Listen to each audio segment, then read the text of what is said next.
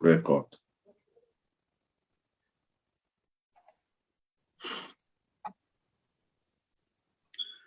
Tapu moe o tua kune awhia ho tau lotolotonga.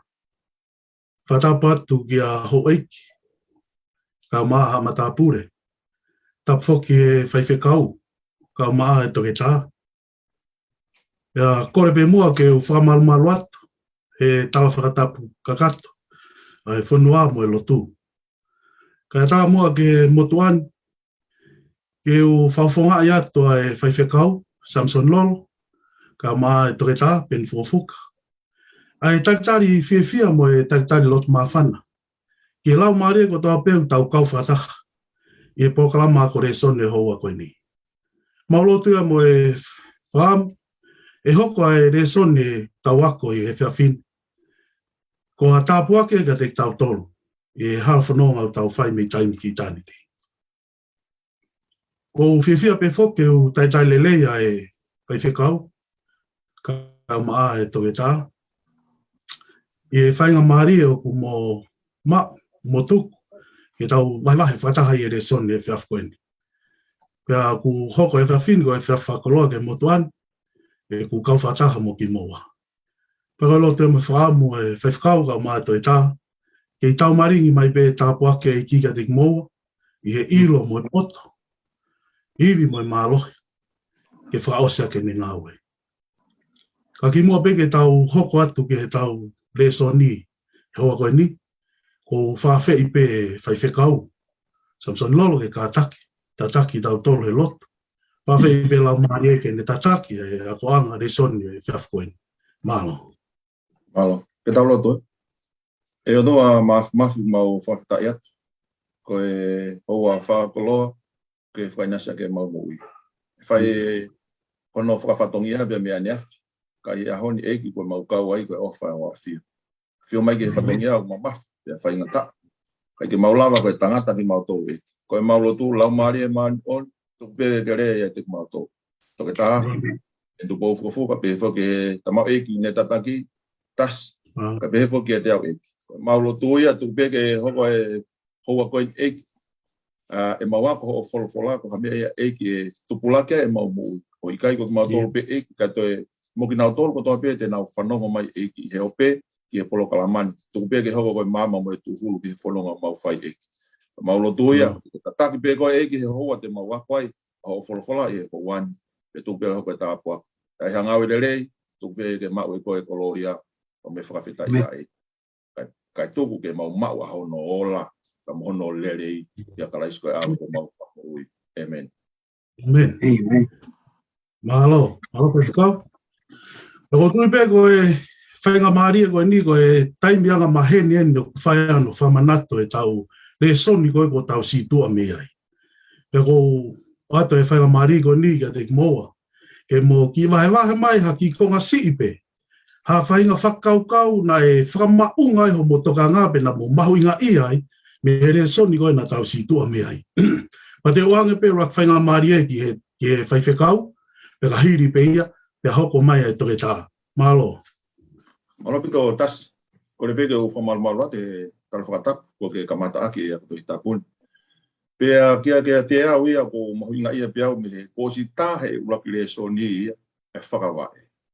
Ta tau e pepe koe haha mea te tau whikuki pea mo ia. Koe tau sipile rei koe ne ave ki tau tolu ki hono whare. Ki tau nofo mauai. Aia ka neonga hawhainga taa koe hape hatu e whainga mea. Tau wako mai re sone hono wa hawe ke re sone wiko osi. O kone te hulu i mai pea fu i whakakau koe osi o mai koe uraki re sone. E tau i sipi. Pea koe mea ea totonu ke whakamau he tau whakakau. Hei kai ke lahiange whainga tau tau whikuki pea muia.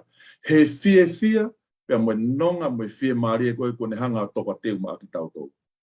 Ui ngā koe re sone ko osi ko whakakau he pononga e whanau isi le ime ispi.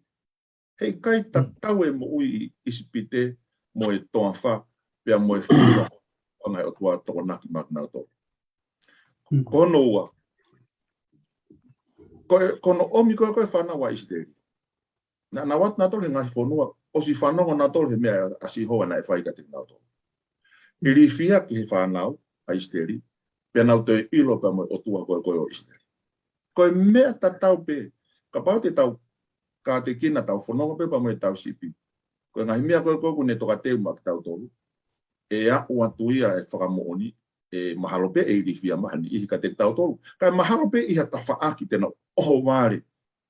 I he mea koe whahe o tua ma au pia moau. I kai ngatai tena ilo pia moe o tua au tau tui kia. Mahalo i ki mea whakaukau pe ia. Mahalo pito vai whikau. Toi rā? Atu atu, pako whiwhia pita mau whainga maari e koe ni o tangata. Ke whahawahe whikau atu pia mai lesoni tau si tua mi ai. Pako whi mea pe he mea na e whatanoa kia tangata i whikau. Na ngalo e te tau tolu, koe talanoa koe ni whikau atu mahono ai i tau tolu. O kaka talanoa ia maa tau tolu. O koe kai koe star tau tolu ia talanoa koe ni. Koe otua ia, koe star ia i e talanoa koe ia. Ne ongo koe tau tolu. Oku ahi i. Ko whiwhok peke resoni hui ke ko o si. I hono taki mai whanau e Isleri. O nau kolosi mai i tahi kulokula.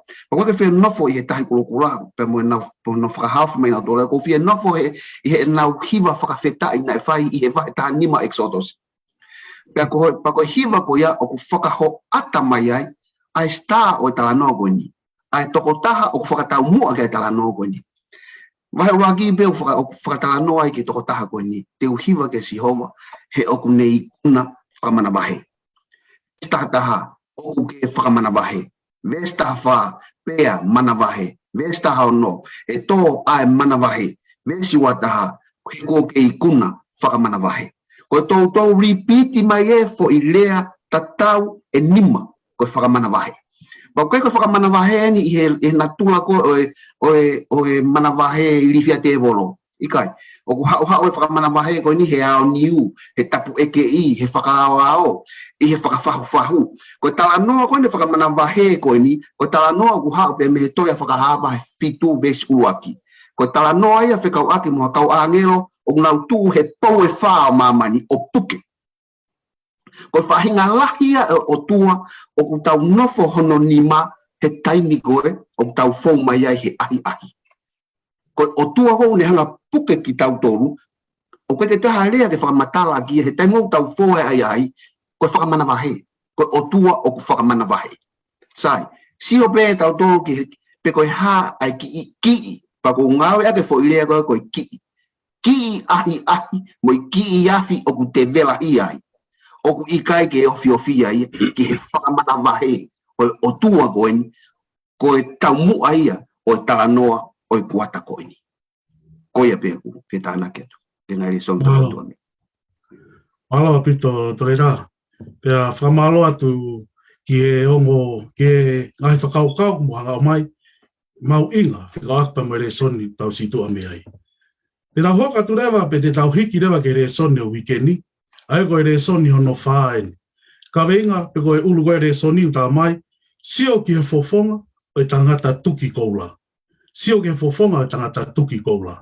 Tau vesi te fito, ha e tohi koe ia ua korinto, wahe tō lupe me vesi tahu alu. Au pe on wharea. Ka ku tau wakai ko toa pe o mata tai pūlo, i he sio ata, ki he nau e eiki. Pe au ku tau ririu i hono tatau, me he nau, ki he nau. I he lau maria o eiki. Ko loto keu ki lawe si pe ka haki konga si he tala teu.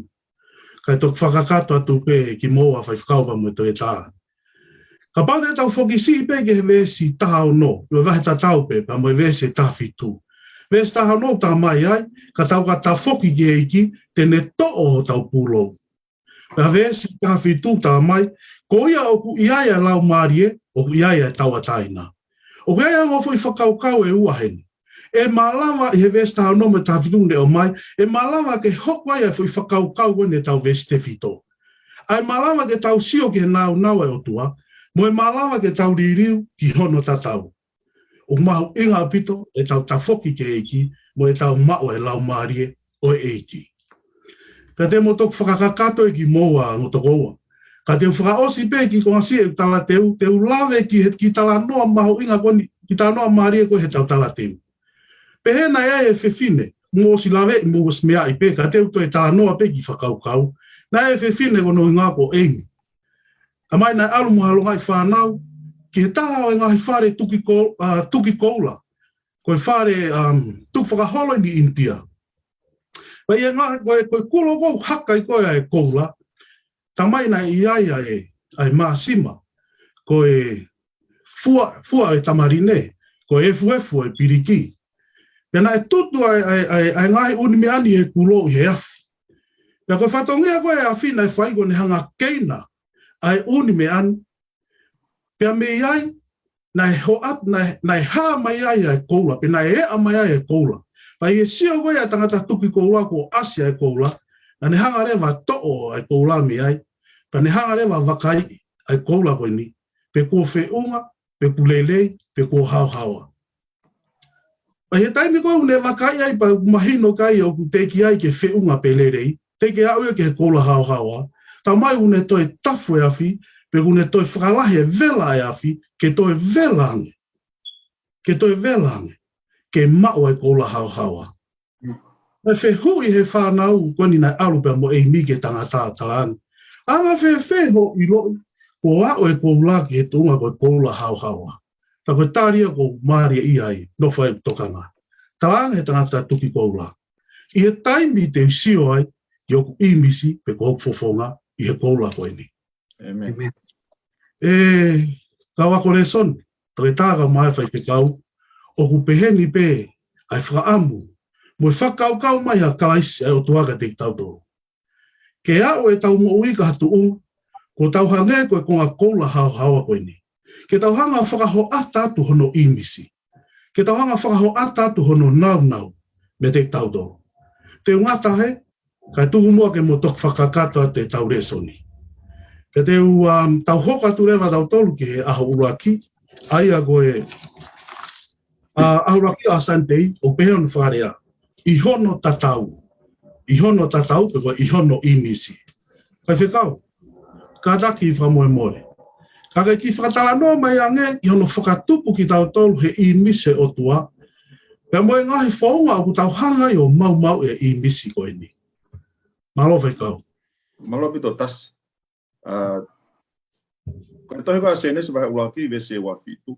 Whakatupu ni he o tua e tangata pa moe whine, na ne whakatupu ki naua i he imisi, hono imisi mo hono tatau.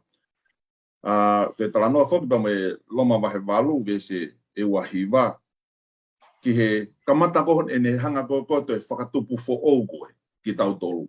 O loma wahe tolu vese hongo fulu, koe ke hatahe e hao, koe ke hatahe lava whekumi ki o tua, koe ke hatahe ke ne ilo. Aia ku tau tau mui kotoa pe. Ako whi o mai whoke ai whehu ia he no whakatupu la tohe i mise o tua. Ai koe hau ke tau whakaukau, o kou tatau pia mo o tua. I kai koe uhinga nia i he physical, whakafiskare tau, sino koe ni tatau.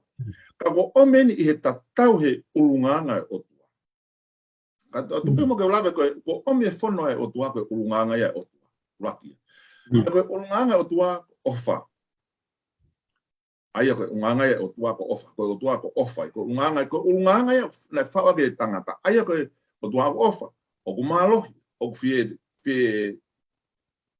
tauhi hano wā, fie whiohi mai mo koe pea moau, o ku whakauhina, whakakaukau, o ku mahino, o ku ne tokanga. Aia koe ni ngahi nau me ngahi ulunganga, na e whakatupu koe o tatau koe tangata pa mo o tua. Aia koe ofa. Aia koe i kai koe ke mau e ofa, koe angahala. More bea i whakaukau koe me he ofa koe angahala. Kana hanga o toa whakatupu e tangata pane o angai me tau ataina. Koe ofa ko pau ke tau ataina. Ka pahe ke tau ataina koe, o kui kai ko ofa i. Te tau whakaria ta tolo ko whakatikitato e o tua hange ta tolu ia haki uopoti. Kana kai ke whai ngata api hei. Ka koe ulunganga ta tau ia koe, pea hoko mai angahala. Patongan koe hoko mai koe angahala koe mea i mo atama, tawan wano i ta tolu he nunu a koe whiri koe. Aia pe ko tau tau mui koto api. Pea ko mole rewa e fo i ata koe a ofa ko tau si o kita. Kamata pia mehero kamata. Ko tau ikai ke tau ko motu mo e ngahi wā. He koe angahala, ko tau si o kita. Toi motu e wā. Motu e wā mo e otua, motu e wā mo e tangata. Aia koe tau koe fo i to tonu koe ke tau whai koe whiri. Ue sia pia mo ia ia.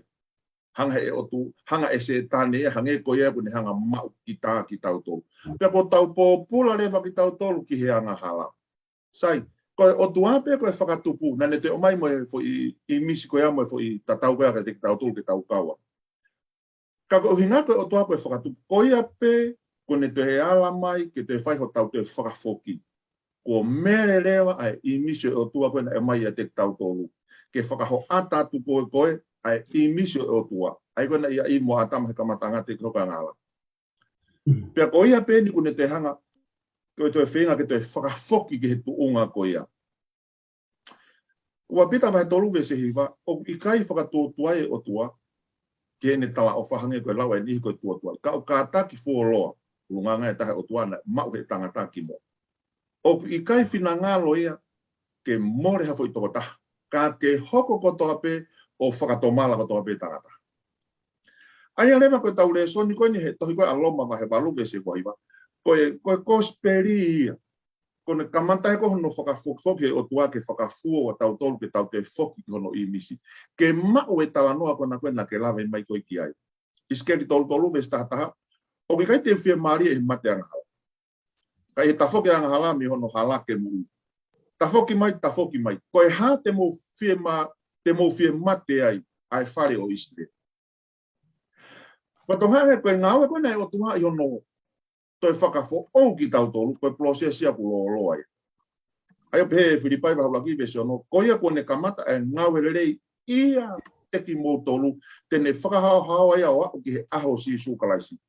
Ai koe prosesia ni na ke lano koe ki ai koe e tau kalolotatu he tau tala noa he lau maari e maa oni. Koe ngāu ia koe ia hoko ia. Pe te tau toki alu lewa o haku ki hene tumu. Ai koko kalanoa koe kia ia Paula wala kulintova he un fulmani pa. Te pā whakamuia e mea rea. Te tau liliu kotoa pe. I e whakawhukawha i he ke mo e mate. O ai e sino au ha, ai sino tae wha au. Pe ai e sino mate. Ai sino tae wha mate. Ai lewa koe anga hala o ke ia te tau tolu pe. Ka aku i kai ke toi pūre anga hala. Ai lewa, koe lau maari e, koe malohi o tua koe, o ne te whenga koe ke te whai hono whakafuo ki tau tolu. Mahalo koe ki whakaukau pia koe whi o mea i kato ki whaloto mai toke tā, malo.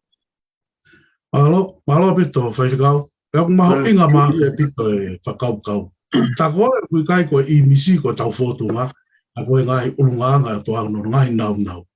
Pea ka paurewa koia, e toke tā, ka paurewa koia. Ko i misi o tau tāno kai kono ngahi ulunganga. Ko e harewa ho tau ngahi ngawha. Ko e harewa tau ngahi ngawha o whelawe i mono whakawhotunga ai i misi koe ni. Pe koe ulunganga koe nai o tua. Malo. Malo pito e whewhikau, malo pito whihu i e reta a Tasmania. Ka tani no pe ki heni. Ke tau hoko tato koe mama ke ulo o tuai ai ulunganga ko ia. Pako to pe tari ga pe me tohi lunga matiu wa ni ma pe mo vesi tahao no tuku ke ulo pe he ho mo mama ko mama ko ni ki asa toa o fa o tua ai ulunganga o tua tau mu ai o tua ai ngawe o tua pe mo api o teu he o tua ke tau whakaho ata to e ki tau tolu ai mea ko ia ke tek nau tolu koe o nofo takai e tek tau tolu Maria e toi koe e whesova tolu we songo pulu o ko ikai koe kau siofi ki tau tolu koe kakai pe i mahamani. Koe kau siofi ki tau tolu, o kei me ngahi hivi kehe, o kunau nofo, o siofi ki tau. Kapate e whakawawe tāno ko siope, o kuni mei nai tula pehe. Tāno gai whesoa vai tolu ve songo fulu. Koe uhi ke whakahātu eni ehe siasi. I he ngahi mea kehe ai poto ai o tua, ki he ngahi pule, mo he ngahi mālohi, i he ngahi potu whakalangi. It's like o kei ko mahamani pe o sio. O ki hai me ngahi hivi kehe, o kuna unofo siofi a e tau whakawhotunga atu a e ulunganga a e otua. Ko maari e tohi kongoa a ua korinto mai tolu, ves tolu. Ke piki pui tu a whikawak mo e tohi koni. Nai ngawe ke aula e mea koe whai tohi. Ke ave aka e pōpua ki ke he kakai. O ki hea ngai tohi, koe ngai tohi ko simi whakamooni i pau, koe tohi e pau. Nai tohi ke kauloma, nai tohi ke korinto o tu oua, nai tohi ke Filimone, tohi ke Karetia, Filipai, pe mo kau te Salonaika. Ka nei hao koe ki korinto, ko tohi whika aua ki korinto, na ke whai ha taimi o kulerei. Nai whakawhihu ia he kainga korinto, ai mawhai tufa ko speli o Paula. Pako tohi a Paula nai pehe, ko whakapapau watu, ko tohi a kalaisi aki moutou.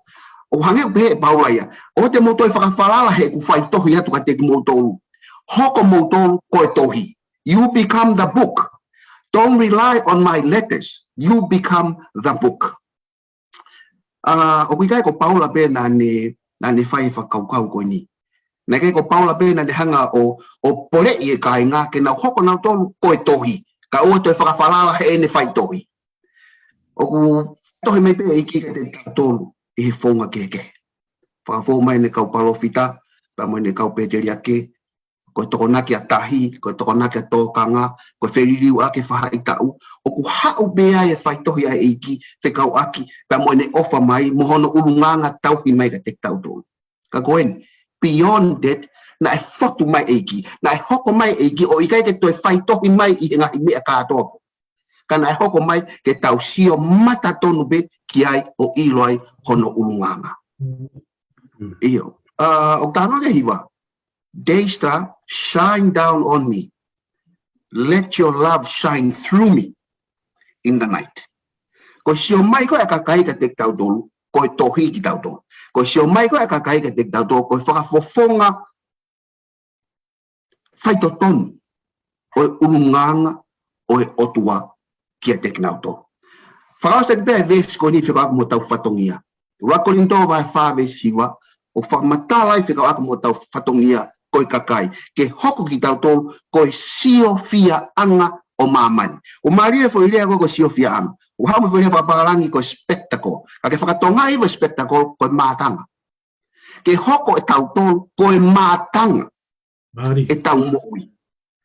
Tau ki whakaukau sipe, a ki tau tolu koe individuale, a ki tau tolu koe family, a ki tau tolu koe siasi. Pe koe mātanga feia eni. Pe koe mātanga fe. O ku mamata mai ki ai, not just ai kakai, sino, pe moi hui, ka koe ngahi hivi, o ku itu ai e tau wakai. O ku tau hoko tau tolu, koe mātanga fe, ki e nau wakai mai koe. Ko tau whatongi ai, ke tau hoko koe mātanga, whaito tonu, hono tufaki atu, ai urunganga o e otua. Koe pe, malo. Malo pito, toke tā.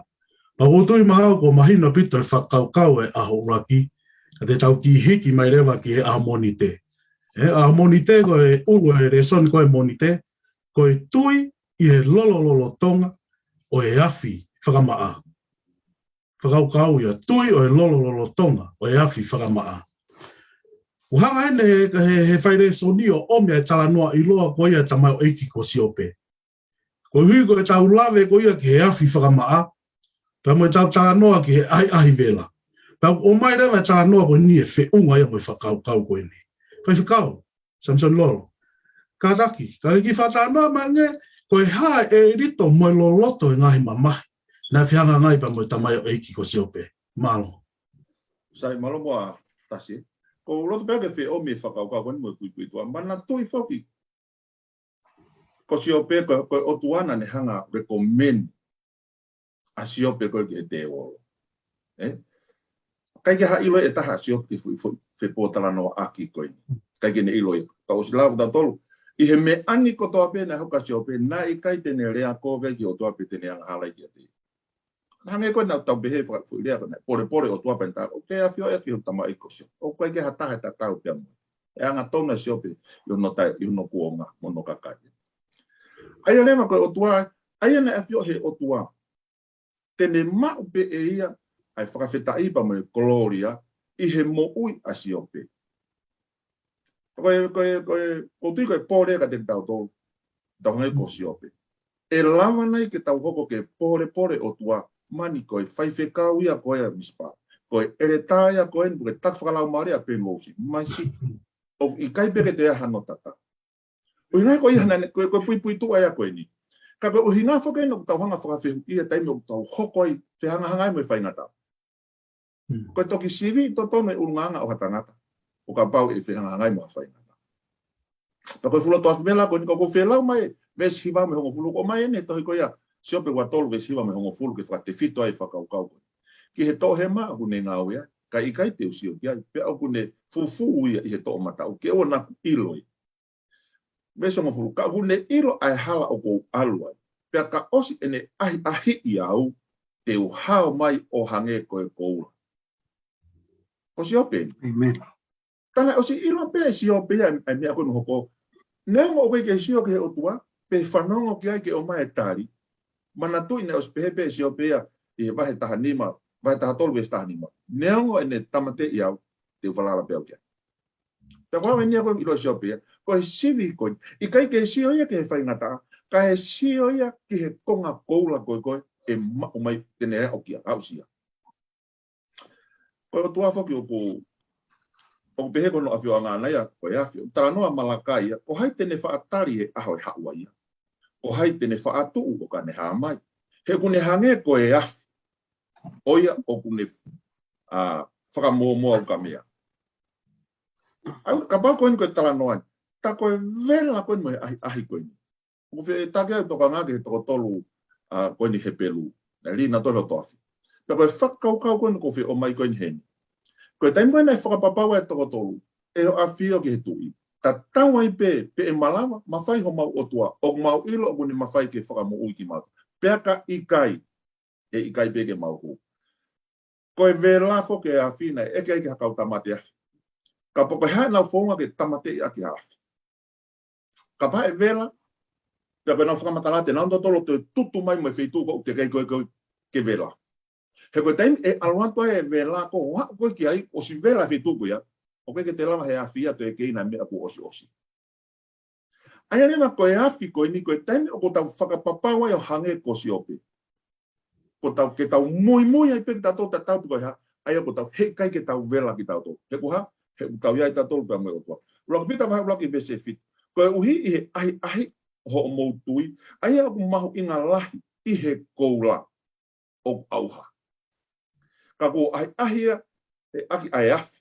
Ke iloia o ikai ki he, ke iloia o kuiku ki he whakamo malo ia, moi ongongo rei, moi nau i he whakaha mai o Jesu Kalaisi. Koe wholofola ni koe o tua koe ni a Isaia, whaatolu vese ua. Koe taim koe te ke whiawa e pia mo o tua, te ke whoko i he roto vai, te ke whowai pia mo ia. Ka ke ka alu i he vai tawhe, kai te ke mere. Pia ka pā te ke aa i he roto afi, hei kai te ke veo. Pia i kai ke aluha ke ko ai afi ia te ko. Koe ne ai whakaukau ko whio mahin koe. Taimi lahi tahonga whakawhehu ia. Ai mea au tau whianga hangai mai pia mo ia. Ka ko siope nei o si siope ia. E hiri e ni, sio ia ke en misao. E mea koe hoko. Tai maharu hangai o tua whakahama. Ka ko whi omi pia mo whakapore koe. Mani e, whakaamu mane e au. O ku e o tua kia te au. Kune whikawa se tane. Uke ilo koe kainga lotu a whitu i nusila. Mani e. Ahi. Ai te, koe ki whakaukau pia ko whi o mai. Tumua ke tau hopu ko toko tolu he pelu. Tau tuku pā ko ia hei kai ke tau vela. I ahi vela koe tau whowai. Alo, malo apito whaiwhikau pao, mahino apito e whakaukau. Kai ke to e whakalahi ki ai, ka te hoko ate whewui kau mahino apito e whakaukau. Malo. E toke tā, kamoe more, i ho au sia koe ia e tala noa koe ni mono, ahi kono si o pena e lawe mai kai whaiwhikau.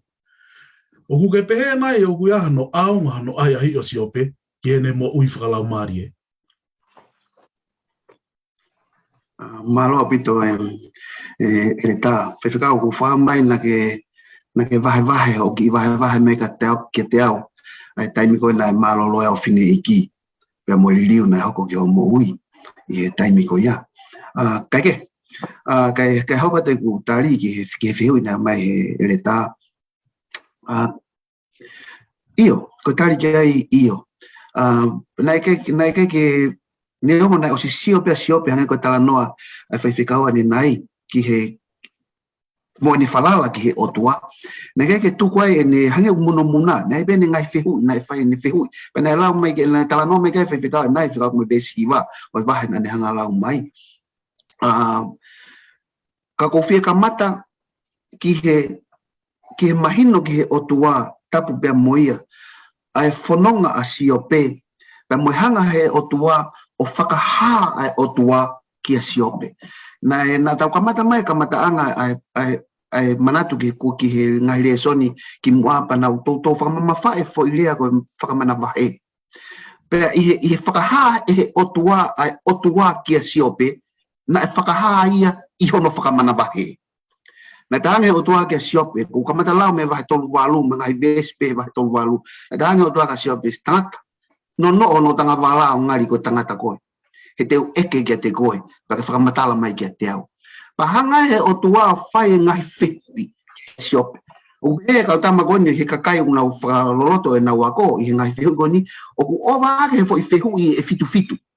Na e whae he otua kia siope. Ko ngai whihu i goni, ko ngai whihu i. Au aki pa mo ngai pani te, ngai whihu i whikaku mo e tahi, ngai whihu i whikaku mo e ea, mo ngai whitu. Ko ngai whihu i ano whakamana wahe. Ko ne wak whihu i beo pehean. Tangata, na kei whiia koe i he eku ai a ngahi tuunga o mamani. Whahamai, ka pao ku ia te koe a whailo. Hoko atu, ko haina ne ai a ngahi fua o ia. Ko haina ne ngā fua ia mamani. O kia ngahi, o kia mala e he sain, o kia whakaukau he sain isi, whakaparangi koe fine tuning. Koe fua o mai mo ui. Ka pao e toi ki ova, pe ki no e fua ia koe ia, he keke ha mamani ia. Ko e mama whae mamani, ko hono mama o bea me mamani ki he la a. Ko e vilo ai mamani, ko no speed i ko ia. Ko e vilo takai ko e speed i he fo i la a. Ka iai haki i fua ia i he ngahi os au ha mamani. Peho e o tuaka siope, ko hana ne whae ngahi fua ko ia. O mo kei mo ia o me ke taimini. Pea hoko atu ai o tua he ne ngahi whihu. Pa ko e ngahi whihu ia ko ia. Vesta haiwa, ko whea hala no whae mama. Ko whea halanga e mana. O ko ngai pehui ano whakamana wahe. Pa ko responde na siop ngai whihui ko ia. Wahe whawa, vesi uaki. Eko whihui o owa fitu. Ka pituha taimba mo whoko lau ngai whihui. Ko ngai whihui o whakatetea e mawhai o tuaga siop. Na toktaria siop e ka sihova o ne pehe. Ko wahe whawa, vesi uaki ia. Ves ni maa wahe whawa. Ko whanongo kia te koe. I whanongo o i te ringa. Kako eni, ko mamata e hoku mata kia te koe. Vesi o no, ko tui beko tarene vesi o no, ki ho whihui e le tā. Ko ia, o ko whihi ai kia te au, o whakatomala i he efu, mo efu. Ngari, matamata na e hangeo ku, o keke mausia e siope. Ai taki hala e o tua kia siope, pa hanga he o tua whakaha hono whakamana wahe kia siope. Pea ko taria na siope, ko whihi au kia te au. He koe ni ko sio. Pa koe sio ko ni ko sio ake mata. It's an observation of faith. Ko sio ake tui kia te koe. Pea moho nau, moho ngeia, pea moho whakamana wahe. Ke whange o behange o tua. Ok, siope. Ok, hao ka te au mo papala, more ho koloa, more ho whanau, mo sevaniti, mata more mo o ngongo lelei. Sai, o mahino ke te au ia siope, i o mahino ke te au ia. Take sio koe ko mawhai, mo lahi, mo whakamana wahe e turiki koe. Whakatau hoa nge mea o ki ai, mo au. O ikai ke lawa ia ke compare, ai mea koe ia. Pako mea koe i he ves whakaosi, o vahe whaua, whihi a siope ki a siope. He ne whakawhotunga ki he otua, hiri, ai sio a siope a hono mata, ki whakamana wahe o e otua sai. Loi ngai trials ko tau fōwai, ko e tau kei puputu upe ko tau sio ki he trials, ki he awhi. Kai to'o e tau wakai, mi he whakamana wahe o e otua, o kune whakaata ke tau fōu i he ngai. Ko e tau, hiki pe tau toka ngā, ki o tua ko ia mo ni whakamana wahe. Te tau hange pe tau toko siope. Te tau whihia tau tolu, te tau tolu, te tau whakatomala i he efu, pe mo efu. Ko ia pe malo. Mahalo apito toke tā. Whamala ala mai e whihu i mo e tari o e whihu i nau atu, o whamalo atu, o mai rei a tari. Mahalo apito. Ai te tau hiki marewa e tau resoni ke a tusi te. Ai koe ulu koe e resoni e tusi te, ngahi lea whakaosi.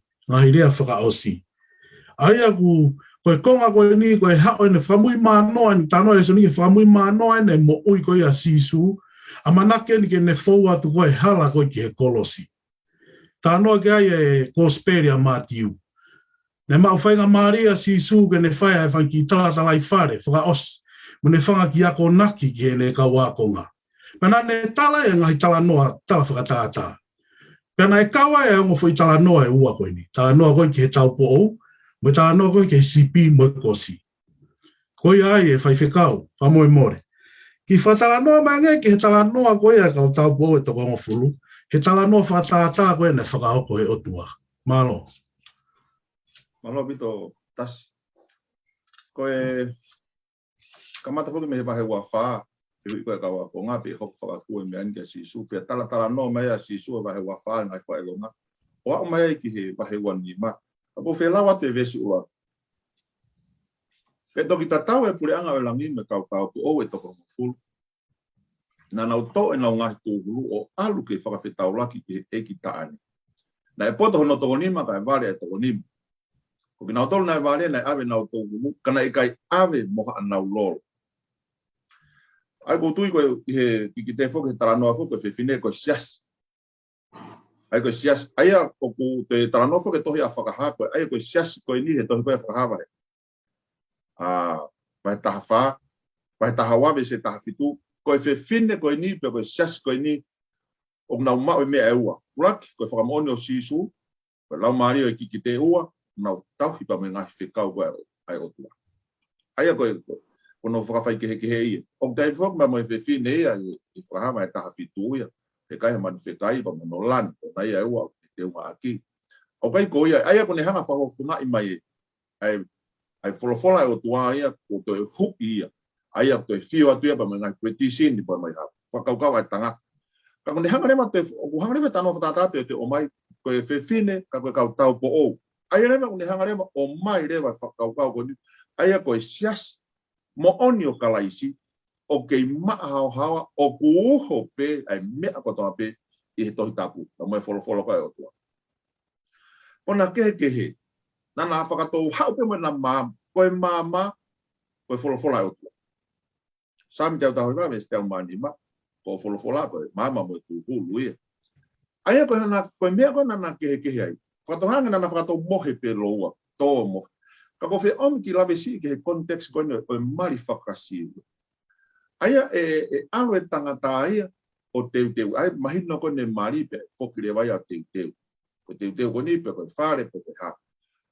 E toki foki mai he ba time pe fa a uia mahina hiva ki tau e ta. Aya ko foi tunga pe ni kai pe ko tolo i ne hau. Ka koe taimi ko ia ke tau po ou po ke whiwhine ia. Koe taimi ia ke whakama oni ke whakama a ia. Mo sivi a ia manatui. Nā uia koe o se mahina hiwa ia, o whangatapu, ko hame hoko ki ai. Koe ko hapalaparema ki ai. Aia koe foi tuunga ni he taritari, pe alue o whai mo e teu. Pe abu i kai ke ilo he tangata ia, ai taimi koe tene hauai. Koe tuuni koe ke ne foki mai, i he toki whee maari ai tamai. Koe tamai be taha ne ilo koe ai taimi koe whee kawai ke toki hau. Tene hau ki ha taimi tene toki whee maari ai ki he teu ko whai e he whohapa tene toki whakaatarewa ke hau. Kai ke isi deri koe na ngawe ke mamai hau koe pouri nei whahoko na kia pehe. Kau ne hanga rewa o mai pa me taipe koe ngau e lau maari e manu. Aia koe lolo. O si lau i loa ki tau tōrui ai talanoa koe. Pe hau koe ke hoko mai e ka ane ia. Ko kore atu e ko maha e nau, mate e nau maha e lolo. Matu ine ke maha nau wisevi atu nau tōru. O koe poto e koe vare. Pe talanga rewa he ki ta ane, alu aki mō tōru. Koe taimina nau alu aipa nau foki mai talanga he ki ta ane tuki. Alu aki mō tōru, oku i kai teu ilo e au aki mō tōru. Ko whihanga pia tō mahi ngahi reson no ngai whakaukau gen. Kia teki tau tōru koia o tau teu atu ai, ke he haere mai e ki ta ane Sisu Christ, ke ta ane mono CIC. Ai koko ke maa koe, ai tokaha te rine o uhope i he wholofola. Ai koe whakao, koe ilo koe e wholofola, o matu aki mahu inga apitoia ke whakamou. Ki ho whakamoi mo whakamoi, o kawai mo ilo e wholofola. Koe ako nak koe a Paulo ka Timote, wa Timote vahe tolu e stahanipa. Koe uhi o talu ho o KCE, na ke ilo anga tohi ma oni aya o whakapoto koe ki he whakamoui i he tui aya o ia sisu kalaisi. Aya koe kone o mai ne whakakau koe. O ku whiema we ilo e wholofola. Na e poto e toko nima vale toko nima.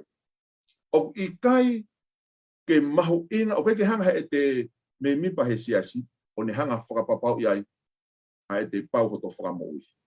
O i kai ke whiema we haia ki tua. Ai ilo me wholofola mo e alu koe ki he lotu, o i kai mahu ina e. Une o me whakaukau koe ni, koe whai kehe, koe lau maria maani o ni pa mo hono fua, o koe ke nangawi kehe ki nawa ia. Koe fu akau, o koe kai ke fu akau ia, fua i he funga ea, ma wahe me fu akau. Kua pau ke fua ia, o pipiki ke fu akau, pia koe ngawi a koe e lau maria maani.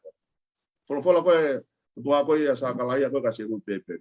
I kai e he iwi mo e malohi, ka ihoku lau maria. Ai o tau whia mao i tau toria, ai indwelling, ai lau maria mano. Ke ne hanga li ki tau mana toi na tau sio he kamataanga. Ai imisio o tua. Ai o kumalawa ke hanga he o tua whakatupulaki imisio toko taha. Pe o kumalawa pe e se etane ke ne toi whakatupulaki mo imisio toko taha. O imisio e ua ia. Ai o ua pe koe imisio se etane, pe koe imisio sisu. Ka e whakawhalala ia. O ku taha pe hono ke he koe mawhai mo iwi e lau maria manoni, ko ia tene hanga o whakawhai kehe i he fua. Ko mea pango pia o mea taranoa koe ni, o kai ke lawa kore ulunganga, mo i ngā ue koe a lau maria manoni. O kai lama whakatau, o kai ke lawa ia kore. Ta koe toloi koe koe e ta ane na nau mohe kotoa. Ta tau pia molo, koe pia taimi koe. Ka koe ngā ue koe a lau maria manoni, a te tau tō koe ne ave vise, ko ia nei whai kehe i aki. Ke iulo e nau ki i mama. Uhi ngā hena ne hanga whaka ata lau maria man. O ku paho inga a pitoia. O ku i kai ke ilo e au po. Koe tari whamamahi. Tau ene whiha e tau alu he rotu me tau kau ke. Mea pango ia, ta koe ia ke tau ilo a sisu. Ngā wea ke whaka who owe whu irea e ua ia ke ilo. E lena e tohi ai. Uraki koe ilo i he au sia. Pea ko hono ua, koe ilo i he whanongo pe. Hono tolu koe ilo pe whekau aki pia mu. Ko whee whahinga ilo o tau ilo ka sisu. Whanongo tala noa. Pe koe ilo he tau wausia na ea e taimi o tau whewha oku ai pia moi. O ku hoko e ngahi whainga ta amoni ke tau ilo e otua. Ka kohono mooni o ku tau whehui nai pia moi. O tui koe ki whakaukau pia o ko fe omihen mana tui koe fua lau maria maanoni o ne te whakafoki tau tolu ke ngawe o tua ko ofa ke te whakafoki mai hono i misi ke te tau tolu ko tui koe i misi ni ko ne whia mau ke mau e ki nau tolu o ku teu ke taritari ia he aho koe te ne whoki miai malo?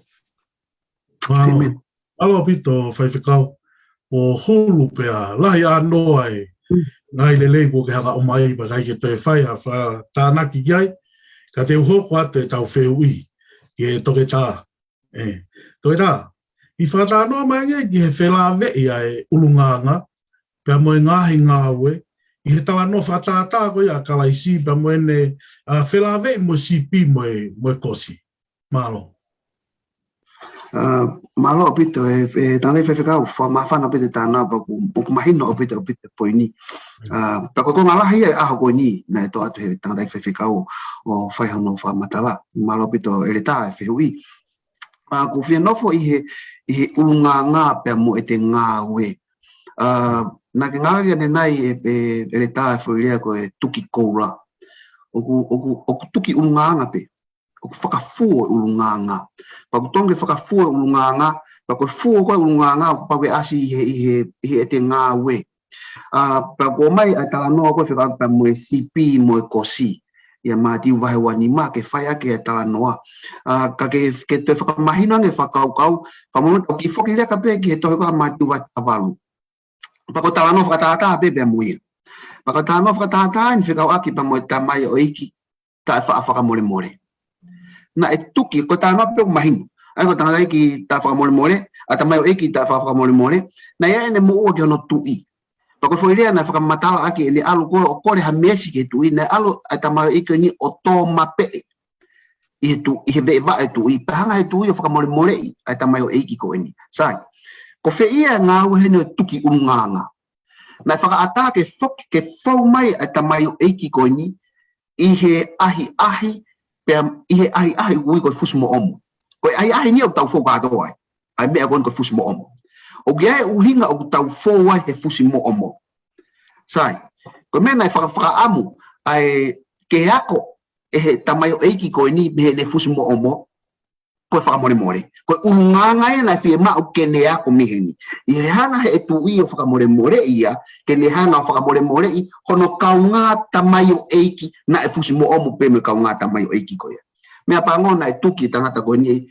na tuki ko la e tangata ko ni pe ni au hia ko foka kau tatau be e to ko mati wa wanima ai ko si pe mo sipi fo te ulawa de panoa te ulawa pe konga vesi to ni ma mo vesi to wono pe ofa pe ke to kon mai ki no fa ma po fa kau ko fa ta no na pe hen ko ta no ai ko fa sipi he na aku fie kaia pe na mo fo ke me kai ke teu na aku fie inua pe na mo fo ke ai inu ke teu ko muria pe na mo fa fe iau na pelefua pana mo fa ko fu iau na aku mahaki pana mo ahi mai ke teu na aku i fare faka popula pana mo hau ke teu ki ka kai taimi ko ni ko ngahi lea ko na ngawe ko ni fie kaya fie inua muriau telefua mahaki faka popula ko ngahi lea ni na faka matala ia di ai kau isleri i ispite mo fononga mai pe me ispite ko nga hilea ni na whakamatala ia ki hono tuki nau tō ke nau koula. Na nau fō mai fie ika ia, fie inua, mo muri, mo telefua, mo mamaki, mo whakapopula, na ia e tau mua e ki kia te nau tō. To become better people whakaurunganga. Pako taimi koe te nau wheo hea mua kakai ke he. Te hātu ai urunganga ko e ni. Ai tokoni nai whahe o tua ke te nau tōru, ke nau whakaha ai tokoni tatau be ki he kakai ke he. Na e tuki nau tolu he, ke nau liliu o koula, pe nau whakahatu ai urunganga koe, ke sio a mamani koe urunganga na hanga o tua tauhi aki nau tolu, koe urunganga e ke nau tauhi aki, ai kakai ke. Na koe vai a ngai a sipi pe moe kosi. Na iai e ni ihi, na e aunga ke te nau tolu, hono tuki ki nau tolu. Na nau tokoni ki whekaya, na nau tokoni ki whenua, na nau tokoni ki muri, telefua, mamaki mo whakapopula. Na iai e ni ihi ia. Hiri pe nau fau mai mea koni, na ikai teke aunga, a hono haka i o nau tolu, i haka anga koni. Paka haa mena hoko, ke te nau tolu, na aunga ke te nau tolu, ma di mai wa ni maa vesto faa, pe tok behe he tui ke te nau tolu, hono ni mato o matau, ko whanga sipieni. Hawa ki mo tolu, ko monu ia he eku tamai, o mau a pule anga, ko teu mo tolu, talu me kamata anga o mamani. Ke te nau tolu, na ikai ke ako, ke te ngau tolu, neke ke aunga ke ai hono tafu ki ngau tolu. Pea tok tala e ia foki ke te ngau tolu, i hono nima to he ma. Alu ia te au, aki mo tolu ko mala ia. Ki he afi tae mate. Koe ngau ia koe koe lea afi koni, koe afi tutu weni. Pea na e tonge tutu ki ngau tolu to become better people.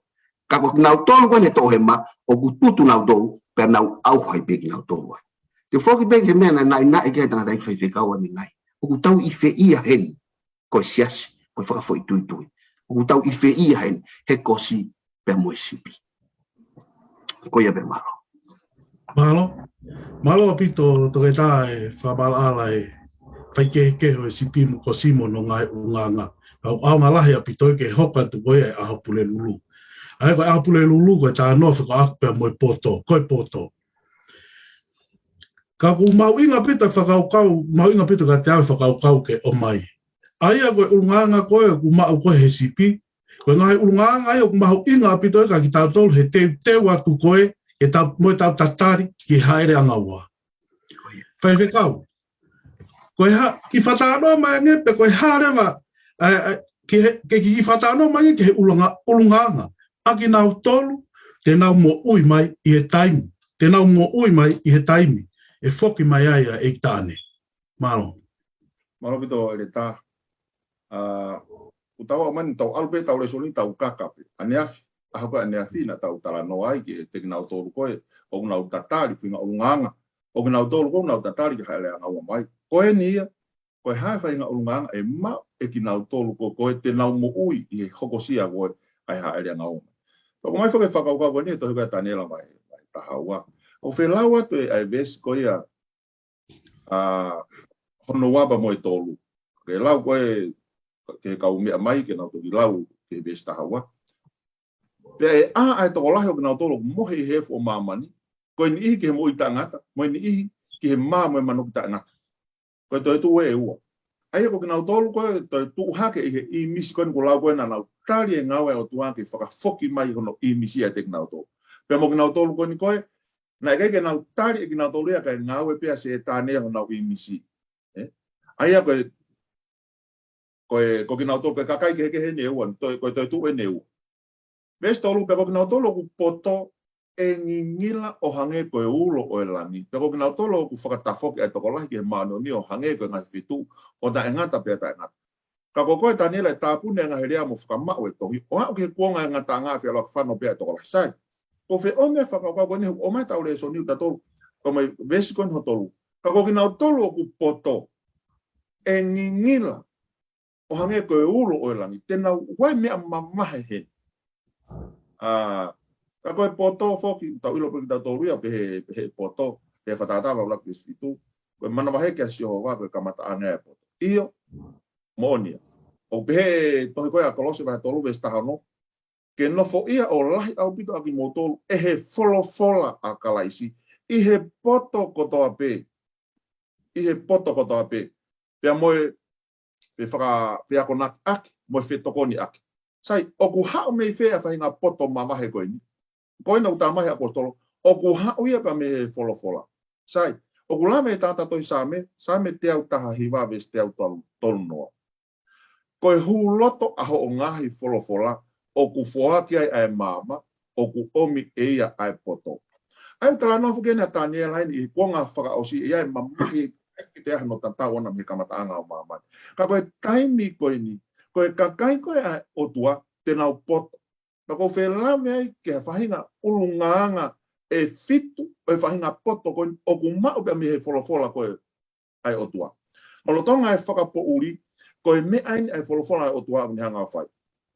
Wapita mahe ulaki ves tahiwa, oku ta moi foki ai rea, mo ni lahi. O tau mau foki ai rea mo ni lahi o kikite, ai ako o mou whailelei aha mou tokanga ki ai o hangeha mama o ku ilo i he potu whakapo uri. Nei lama ki ai ai toki taha ane nai, ka ko whihanga o mai pē whakaukau koni, tena ulo. I he te au taha iwa tala mai ai ko fufu ho folofola i hoku loto ke o nau toi whaianga halai. Ka ko whia mai ulunganga ko niu o mai e pa me tala noa koe ne kau maki, kau poto. Isi leri e, keke na ilo na toloi, keke na iloi. Ne keke ne ongona as ai kikite mo e folofola ko ia o e alo i o misai, keke na ilo ki nauta. Aia koe ulunganga ne fitu ko whia o mai au ia. O e whainga poto koe e mak he kakai koe ni koe te nau mo ui i aha koe. Te nau long ngingila. Nau wako e folofola o tua. Pegai ngata pe he nau wako, na nau wako ko hingana nau mui mai o aku mai koe, o aku ilo e whakamo ui po koe visa ia. Na nau mui, pe na nau talango fua ki he folofola o tua. Pehe si isu koe hau whanongo ke ngahi talamo, talango fua mo whai ki ai o ko whakatatau ia ke tangata poto o kulanga hono whare i he funga maka. Pegai ke ngata i koe ulunganga hono tolu, koe kakai, tai mana wahe ki nau tolu. Koe taimi o nau wako ai folofola mo nau talango fua ki ai, o i kai ke nau pihatu koe ha. Koe taimi na nau alu ai na ilo ke nau tolu he lota pe toe talange ke nau alu. Na nau tai ofi pe nau alu. Kakai tai rifia. Pe hono wha, koe unganga ino ki nau tolu kakai poto koe ni kuonga koe ni. O whi mau ke tau mau. O ku nau matu aki.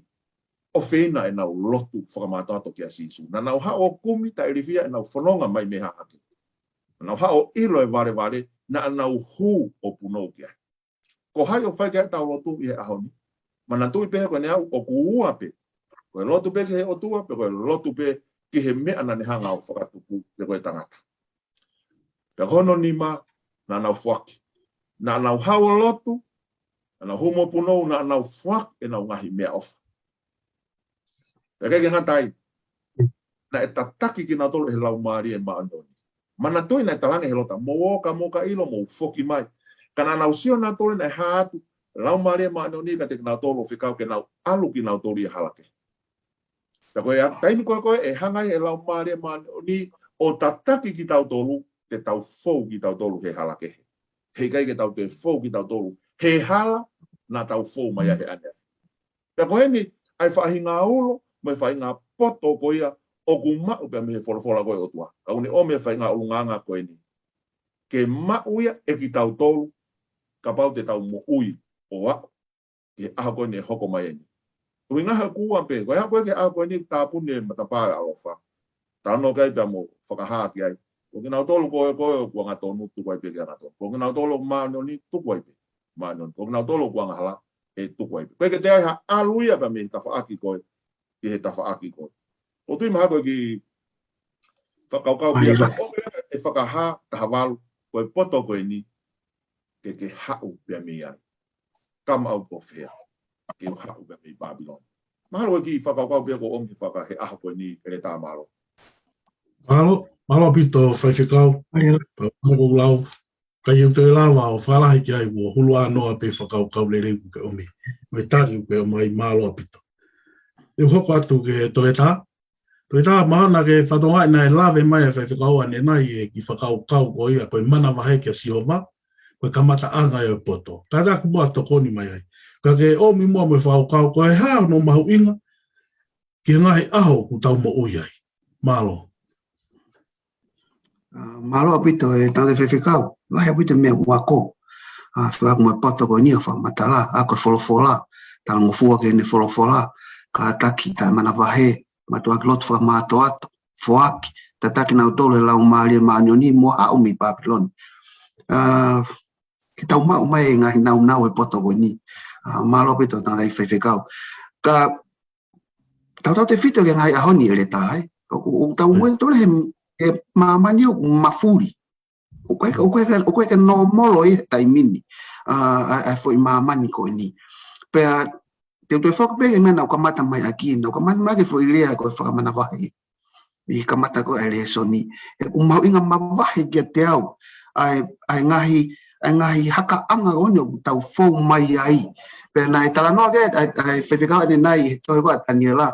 Ka i toi taniela vai tahawa ka oku ia e ko vese ngo fulu ase foi rea ko ni ka e ilo e kau poto pe hau mea e fehu i ko ni ko ha u hinga e poto ko ni pa tau alo i ko ke vese ko na hanga tala mai e palo va pe va he waki vese fitu fikau aki pe mo kamata anga mana va e ke Jehova ko kamata anga ia o e ilo o ke te ha mea ke ta na ken ko sma apo pe me ta mai ta tai fai fekau ka koen o ke me ta whaka koutou mei, ko kutari e ni, he kai ke futokanga ki hange o nusi au e mamani he taimi. It's not just me, the whole world. O ko hange o fo da doha misini fo, we i pehe i holo, tata whainga whaunga be taimi niu, tau fuwhaka ofa apito.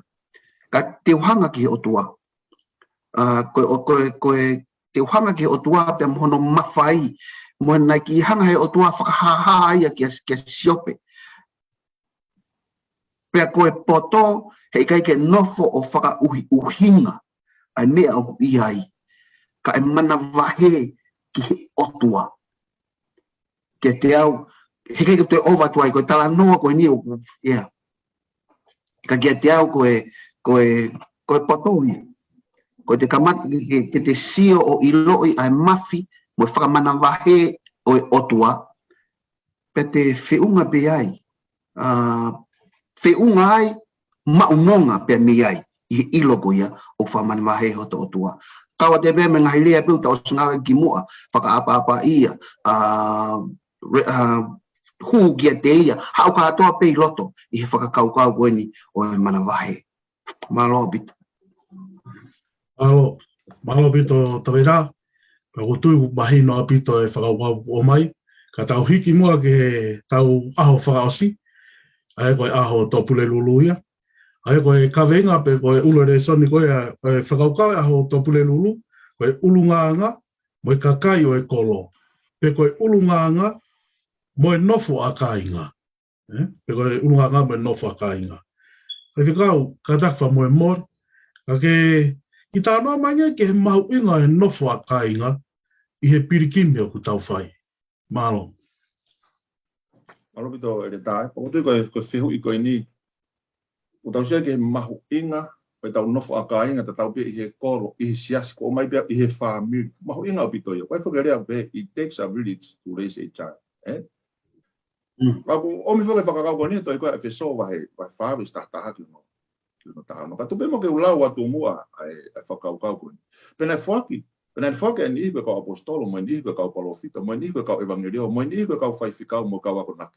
Ko hono whakahau ka kai mano ni mo ngau e whakawhaifikau, ke langa hake ai sino o kalaisi. Kai o te tau hoko kotoa pe I he whakataha I he tui, pia mo ilo e alo o tua, ki he tangata hau ki he fuafua o hono lah, o e whono o kalaisi. Ko uhi ke ewa na tau ke whakatamaiki o wheriri aki, mo whi ave aki whano he matangi, o e ako nak kotoa pe, I he poto kākā o e tangata, mo e poto I he whemu, aia o ku toka ta tau ai ke kākai. Kai rea ake ai mōni I he ofa, pia tupu hake ia te ia, aia ku ko kalaisi koe ulu I he mea kotoa pe. Aia o whakahoko ai sino kotoa pe whakataha I he mea o tokoni aki e he kupu kotoa pe, o whakatatau ki hono whawhai I he fua, o e potu kotoa pe o tupulaki ai sino pia langa hake ia I he ofa. Hei kai pe whuke lava hanofu merino e ka pau more mea koe ni koe ofa. Koe unganga ia o tua koe ofa, o inga nau fellowship, o nau loto taha piki nau tōria, he whakakau koe ni. Ako whe ome ai lotu koe a si su koe he, toi koe a sione taha whiti. Koe lotu lolo an tahaina si su le kote. Ta koe vesi hoa taha, koe ne lotu e nai pe. Koe uhi ke taha pe aki nau tolu kotoa pe, o hange o kuke ia te au e tamai, mo au ia te koe, koe uhi ke nau taha pe foki ia te ki taua. Koe uhi ke tui a mamani, nā ke whekaua. Kai ke tui mai mamani ia ka pake ke tau taha. Tau whatata pe hono siasi. Peko o maire manga, whamatoka ngai anga koe ulu ko kalaisi. Koe kotoe ngai whoaki ki hono siasi. O ku taha mātea pe, ke langa hake aki. Whakatupure kina. Koe ulu ia. Koe ngai sino ki tau tolu ia. Pe aku hei kai ke tau lava ki tau tolo o langa ia o laka ia he ulu. Koe mea kotoa pe o tau whai, koe ia o ne mau e ia. Ne mau ia ai whakawhetai. Sai koe toko taha ko koe tapehe pa toke tā, ni hanga whamui ha mahaki. Koe mahaki o benefiti. Ka koe toke tā ia o ne mau e ia whakamalo ia.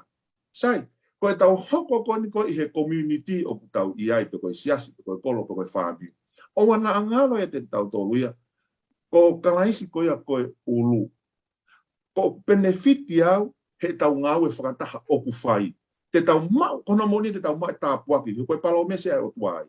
Ka koe ia tene mau e whakawhetai. Mai whakamalo ia, koe ulu. Koe ngau e patoa pe o tau whai. Tau whai ko toa pe ia ke langi e tonga taha koe ia. Pea kai ke ngatai, kehe pe o tau ngahi whuaki. Ko toa pe, ke langhaka. Mana tui koe o ne ke whai e ngau e. Pea koe ia koe ulu, kono whina ngalo, koe hae mea, i e te tau tolu ke whai. Ke ne hanga whakahoko mo whakakakato ai ngau e koe i te tau tolu. Ko tui koe pore lahe ka te tau tolu. E tau hoko koe community koe siasi o kalaisi.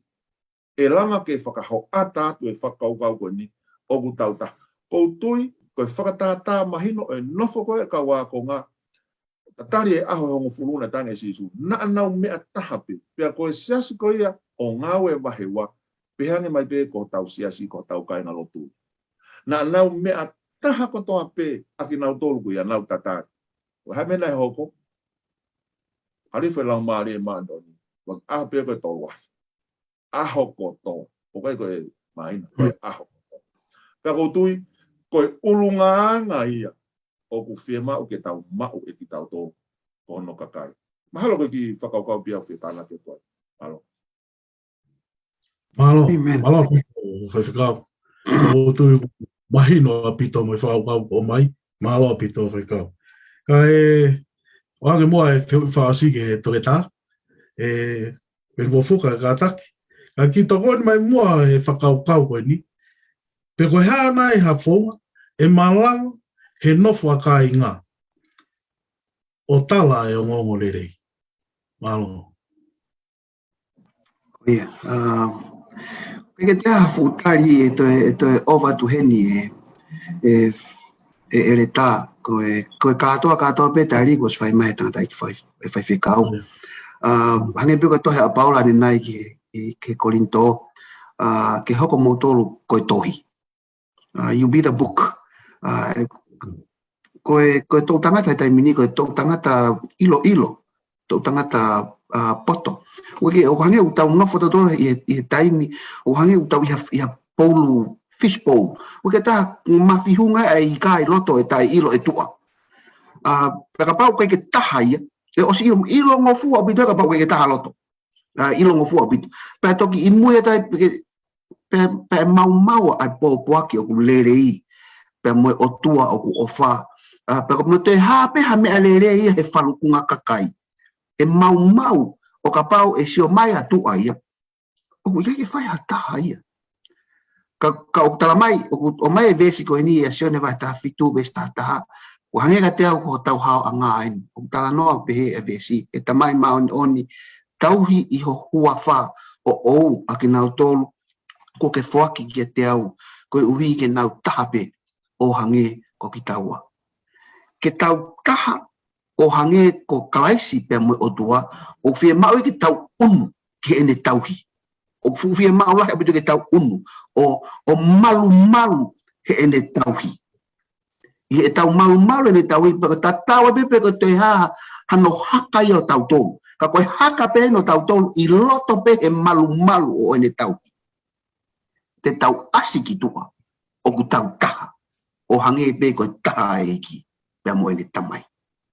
Koe e pe malo. Malo pito toera. E tari o mai po tue o ku tau hulu anoa i pe ai. Malo. E whaifakau. Pa moe mua ka ke whamaa po opo mai pe tau resoni. Pea ka hiri pe ia. Te u whai a te tau lotu tuku malo. Malo pito e tā, malo pito ke toke tā. I whenga maria tau ka whataha whamaa wha. Ko whihanga whaka osea ke whakaukau koe ni tohi koe ea palofita o sere mai a wahi hongo fulu māwa. Ai tala noa koe ki he tufunga ipu umea. Nei ahifo sere mai a ki he whare tufunga ipu umea o tonga ngau e tufunga ipu umea i haipu. Pena ne whakatoka ina e mau pe ipia koe ni i he nima o tufunga umea. Nei keike ne ri kana ne toi whakafuo pe e ia ala ifo toi whakafuo pe ipu koe ni o whakatatau ki hono manako. Koe lau ia koe wholofola, o whakatatau mono loto mono manako. Ko isleri, o ku pehe tofu. Ko whi ompeo ai whakaukau koe ni, ko au, koe ipu tatau pe, koe o tuako ofa. Na e mau pe au ia, i he nima pe o tua. Kana keike ne hanga iauri, amen. Kana ne te hanga pe o whakafuo, ko ki tau tolu whakafoi tui koe ni, ko tau hanga te tolo whakamere i misio o tua. Kai whakawhetai koe ne ofa. Nake ne ri aki ki tau tolo. Kana te hanga pe o whakafuo ki tau tolo. Pea ko whi ome whakaukau koe. I he whakatupu, he talanoa he whakatupu aho uraki o aloha oai ke aho nima. Koe talanoa koe whakatupu ko he lea ne ngā aki he lea whahepilu koe para. Ko whola pepe iai. Koe whakatupu e ne ngā. Nai toki tālunga mai tangatana e liliwa e lea kone ngā aki ne ngā aki whilea ke ko yotse. Ko e rea tatau ia o ku talanoa kia sere mai i he tufunga ipu.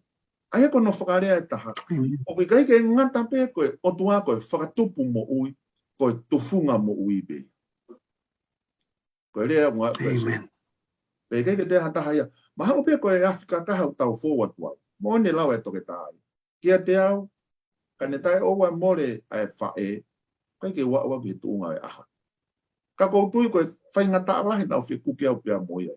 Ka koe ke tau ilo whakaamwe o tua ke ne hanga mau e konga kōra. Na ne hanga koe o whakatupu ia i moa atama ki moe hanga. O kuia te koe pia moa. Te tahanga nai o tukuange kia te ia, ke lama whakakakato a ene tufunga ipu ia koe pia moa. O whakatatau, ia mohono loto, mohono manako. Koe whakaukau pia, malo. Malo. Amen. Malo pito whaiwhikau. Pea o tui tau whontapua ke whiawhine he re soni e whiawhini. Whamalo at ke te koe ka mahe to ke tā. I ngai whakaukau o ku tau lawe monu ai. Tau kula ia i he whiawhine. Pea kai keu toi whaalahi ki ai. a te whai pe mua ha tau lotu ke whakaosia ke tau e soni i o e whiawhini e tau lotu. E ki lelei ko mau tamai whai wane a whiona. Mau whia ke mau whafoki i te koe langi. Mau whia ke whafoki a te koe whamalo me whawhetai e hoa koe ni tamai. I mau ilo na ke kau mo ki mau tolu i he whewahewai aki ho wholofula. Ai he taim tatau e mau wako ho wholofula mo e re soni o e wike koe ni. Mau ongo e mau tau ma mao mea te koe tamai. E mau hire mau mo uike ngai mea fua. Mau sio ke mau tono no me mau mama whao eiki. Au mau whawhetai. E kuke iai peho mau ngai whainga maari e tamai. Whetapiki nange kau whanongo. Whetapiki nange tore tāpea mo e whaiwhekau. E tuku ke aonga e wholofola ni mau wako mea e tamai. E ke mau hoko o ngai tohi. Mau hoko ko ngai imisi. Mau hoko ko e ngai whakatātā. E mau kau whakataha. Ke mau o atua hau pōpake o ngōrere e tamai. I e mau tōonga mo uime mau ngai urunganga. Tamai tuku mua ke mau hoko ko ngai konga koula hau hau. O hange ko whakaamu. O koe mau loto e tamai. Mau mawai mo wholofola. Whai tāpikina ki mau tōru. Pea pehe ke toenga. E ngai pōkalama ka hanaki mei mua. Ia Christ ki mau whau mo ui. Amen. Amen. Amen.